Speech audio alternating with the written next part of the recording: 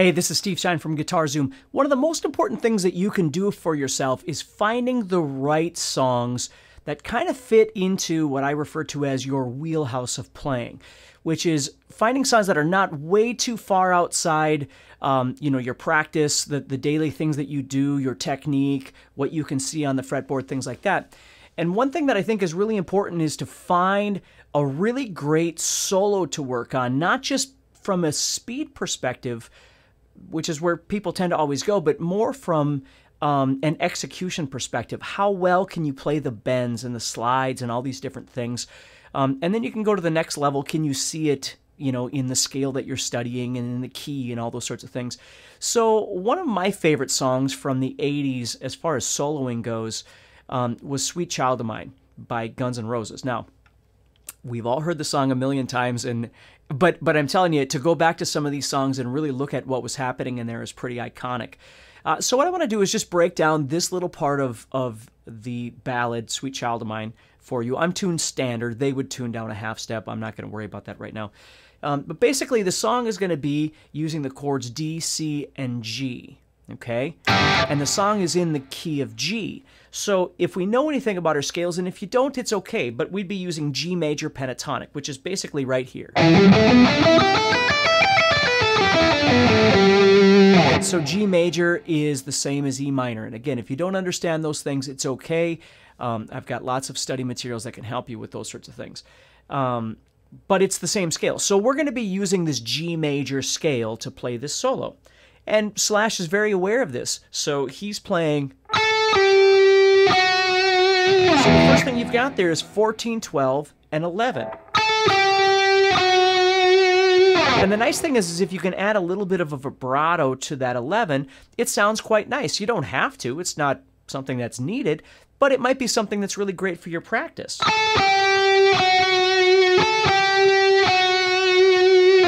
Okay? And right there, we're going to move on to... And right there, we're just changing the last note. So we're going 14, 12 to 14 on the 4th string. So if we put those two parts together, we have...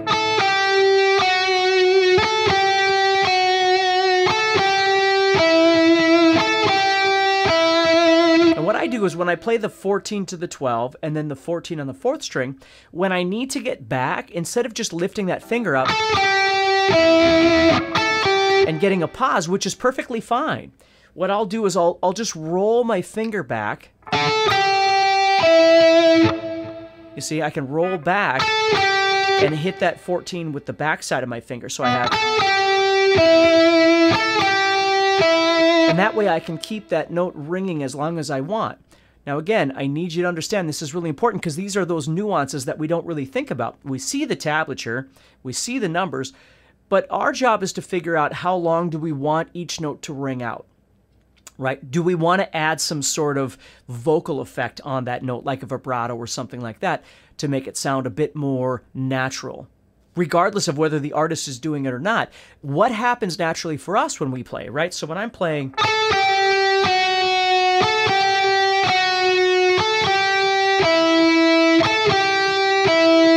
It feels very unnatural to me not to add a vibrato on those notes. I'm not worried about whether Slash is doing it or not. What I'm concerned about is what feels best for me when I'm playing it, what feels best for you. Now, if you're not very good with vibrato, this is a perfect opportunity to start working on it, right? And if you do find yourself doing things like that, you don't always have to try and reference back to the song and go, well, was he doing it or should I? Most musicians don't really think of it that way. The most important thing is when you play it, does it feel natural to you and does it sound natural or organic to the person that's listening to you? That's what you want to be thinking about.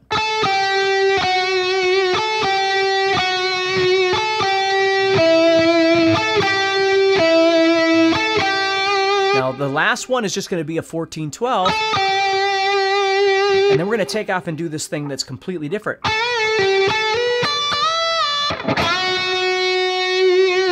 Okay? So the first two are very melodic. They're following the chords.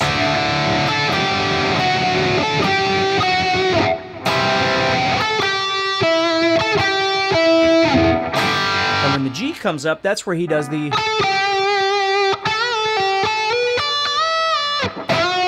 So let's look at that lick. So we're bending this. We're going to bend up the 14 a whole step. We're going to bring it back down. We're going to pull off to the 12. So I'm plucking it one time or picking it one time. It's going up, coming back down, and pulling off to the 12. Then I'm going to slide. I'm going to pluck this 14 and slide up to the 16. And with my middle finger, which is sitting right there, I'm going to play this 15, and then I'm going to bend it. I'm going to pluck it again, bend it, and bring it back down. So I'm bending it up a whole step. So I have...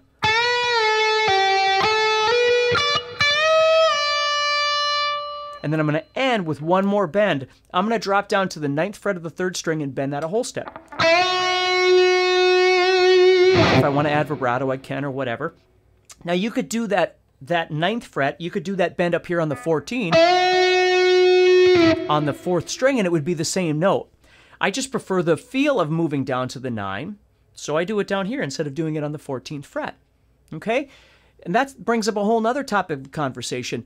Understanding that a lot of the things that you learn on this instrument, especially if you learn how to play by ear, like people like me, you don't really think necessarily that it has to be in any one position. Like what I'm showing you right now,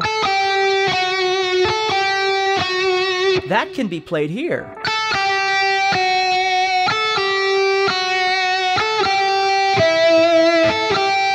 I'm not saying you have to play it there. It's just, for you, the most important things to think about are, number 1, is it comfortable? 2, can I memorize it? 3, can I remember it, right? And 4, of course, can I execute it? Can I play it comfortably so it sounds good to me, it feels good to me, and it sounds good to whoever would be listening to me?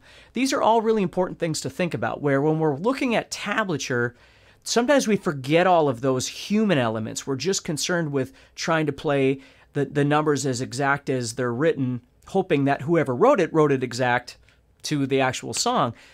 And we forget that there's a human element that really has to come into play here to try and make these sound good. So this is a wonderful, nice, slow, ballad-style guitar solo that's most certainly worth looking at. And again, not just from how fast can I play it, but are there things that I can learn from it, things that I can do with it to become a better guitar player myself, and maybe try and make that solo sound as great as I can, right? So that's something to think about a little bit.